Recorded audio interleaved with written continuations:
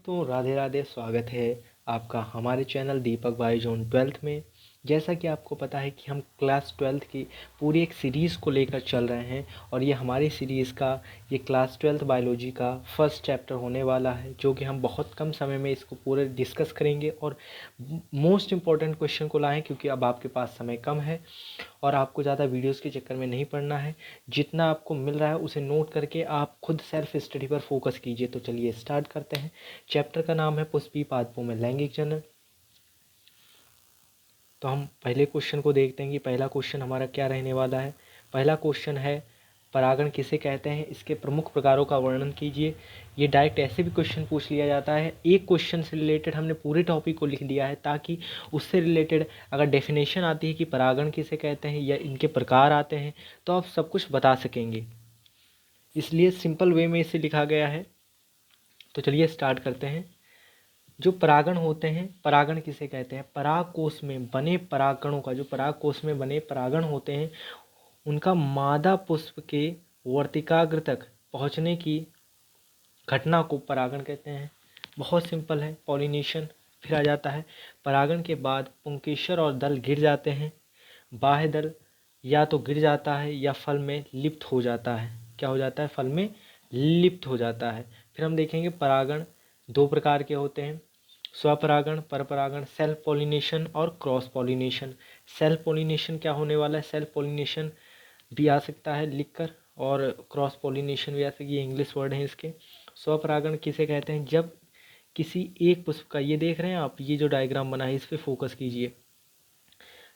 जब एक पुष्प के परागण उसी पुष्प के वर्तिकाग्र पर, जब एक पुष्प के परागण उसी पुष्प के वर्तिकाग्र अथवा उसी पौधे के किसी दूसरे वर्तिकाग्र पर पहुंचते हैं, तो इस घटना को स्वपरागण या सेल्फ पोलिनेशन कहते हैं। इनसे लाभ क्या होने वाले हैं? मैंने पूरे टॉपिक को डिस्कस कर लिया है और बहुत सिंपल वर्ड में लिखा है। इसे आप अगर एक दो बार लर्न करेंगे तो आराम से याद हो जाएगा आपको। लाभ क्या होते हैं? वंशता बनी रहती है, यानी कि एक जो सीक्वेंस बना देता है लाइफ का बना रहता है। इसमें परागण अधिक खर्च नहीं होते हैं, क्योंकि एक पौधे से जाएंगे तो इसमें खर्च नहीं होते, इसमें माध्यम की आवश्यकता नहीं होती है भाई। एक ही पौधे में होते हैं तो इसमें ले जाने आने का खर्चा नहीं होता है। बस सिंपल वे में समझ सकते हैं, माध्यम की आवश्यकता नहीं होती। हानि क्या होती है? इसमें नए लक्षणों का विकास नहीं हो पाता है, नए लक्षण विकसित नहीं हो पाते हैं। इनके पौधे दुर्लभ होते हैं, यानी कि बहुत सिंपल होते हैं, ज़्यादा डेकोरेट नहीं होते हैं या खूबसूरत नहीं लगते हैं, ये मान सकते हैं। इनमें रोग प्रतिरोधक क्षमता कम होती है। ये आपने देख लिया। ये क्या था? स्वपरागण था, सेल्फ पोलिनेशन था। अब इसके दूसरे टाइप पर चलते हैं, परपरागण पर चलते हैं। परपरागण पर चलते हैं। जब एक पुष्प के परागण उसी जाति के, जब, ध्यान से सुनिएगा, जब किसी एक पुष्प के परागण उसी जाति के दूसरे पौधे के वर्तिकाग्र पर पहुंचते हैं, तो इस घटना को परपरागण कहते हैं या क्रॉस पॉलिनेशन कहते हैं। यानी कि दो पौधे लिए गए हैं, दोनों पौधे एक ही जाति के हैं और एक पुष्प के परागण उसी जाति के, ये वाला दिख रहा है, ये सेम जाति के हैं, दोनों सेम जाति के हैं, और एक पुष्प के परागण जो है उसी जाति के दूसरे पुष्प के परागण पर, वर्तिकाग्र पर पहुंचने की जो इसी घटना होता है, ये जो पूरा साइकिल चल रहा है, इसको ही क्या कहते हैं? पर परागण या क्रॉस पॉलिनेशन कहते हैं। पर परागण के लिए पुष्प को माध्यम पर निर्भर रहना पड़ता है। क्या करना पड़ता है? पुष्प को माध्यम पर निर्भर रहना पड़ता है। यानी कि देखिए, मैं बता रहा हूँ, जैसे ये दो पुष्प हैं पर एक ही जाति के हैं, पर दूर दूर हैं, पर अगर इन्हों को एक जगह से दूसरी जगह पहुंचना है तो माध्यम की आवश्यकता पड़ेगी। तो वही पूछ रहे हैं, वही बताया जा रहा है कि इसमें माध्यम की आवश्यकता पड़ती है, कंपलसरी है। फिर इसके लक्षण देखते हैं। ये नए लक्षण विकसित करते हैं, इनमें नए लक्षण विकसित होंगे क्योंकि इसमें टाइम भी लगता है। फूल व, इसमें ये भी लिख सकते हैं कि इसमें समय हानि में आ जाएगा, इसमें समय अधिक लगता है। और फूल व फल बड़े होते हैं, फूल व फल बड़े होते हैं। रोग प्रतिरोधक क्षमता अधिक होती है, यानी कि रोग से लड़ने की क्षमता अधिक होती है इनके पास। हानि क्या हो जाएगी?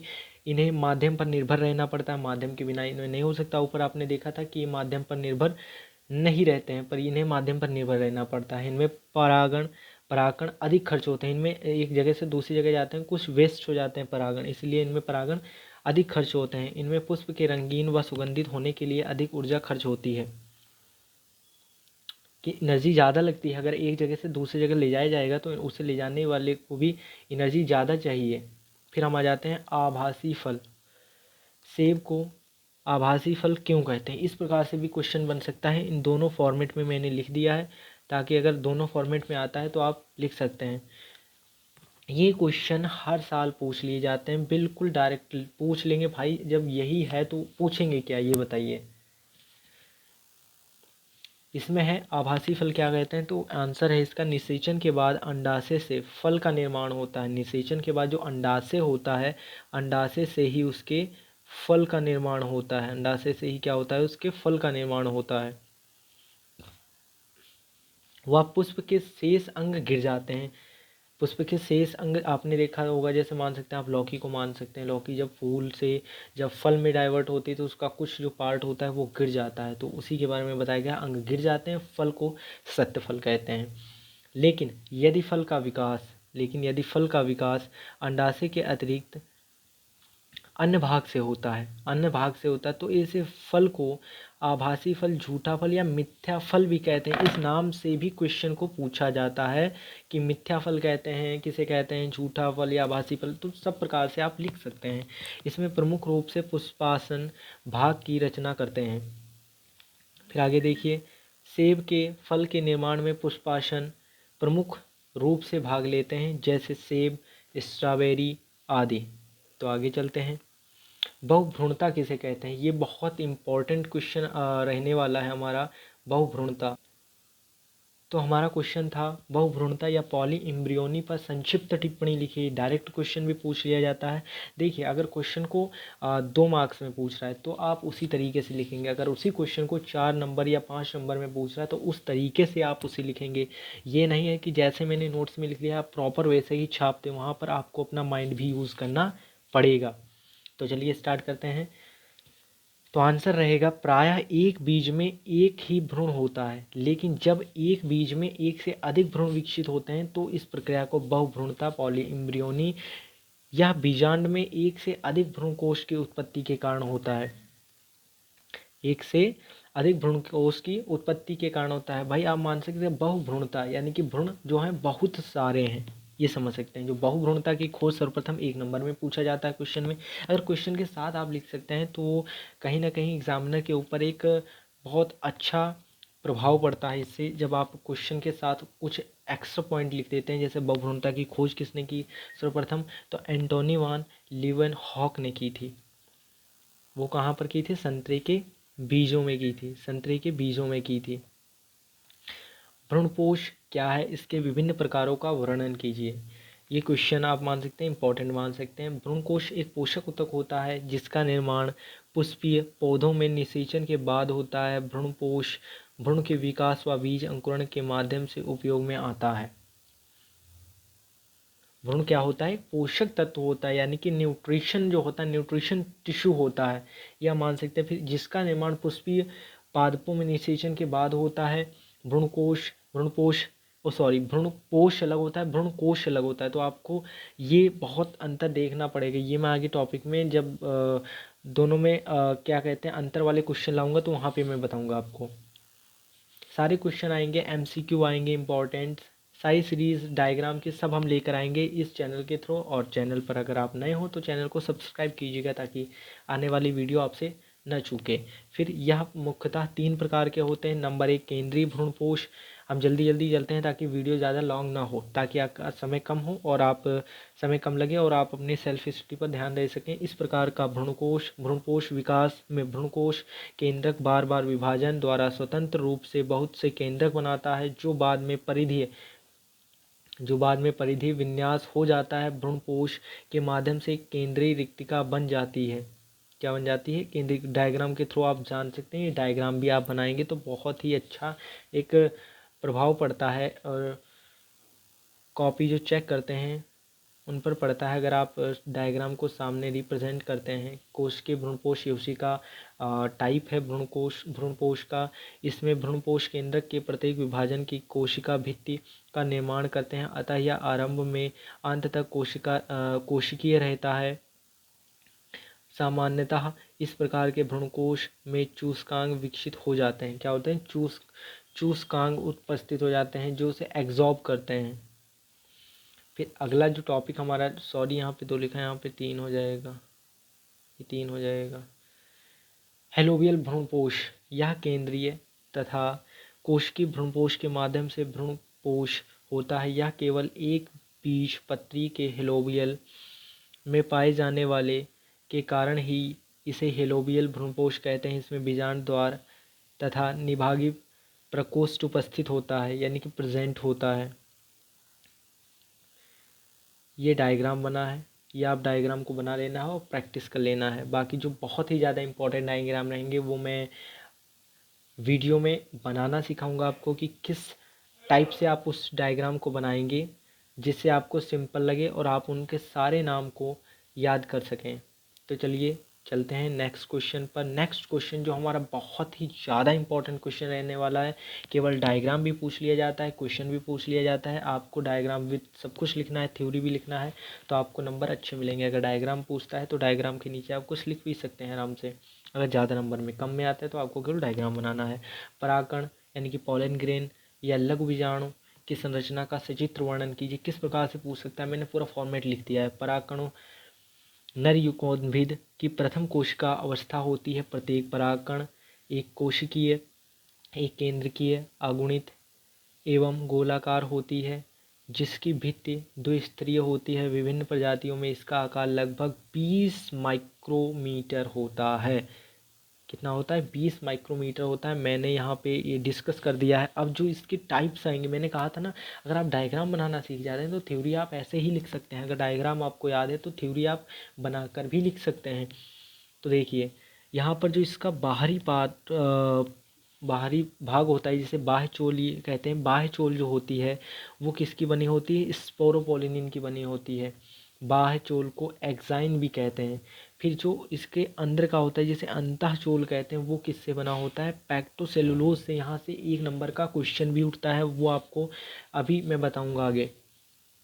जनन छिद्र यानी कि ये जो इस टाइप के बने इसे जनन छिद्र कहते हैं। हिंदी में लिखा है ताकि किसी को प्रॉब्लम ना हो।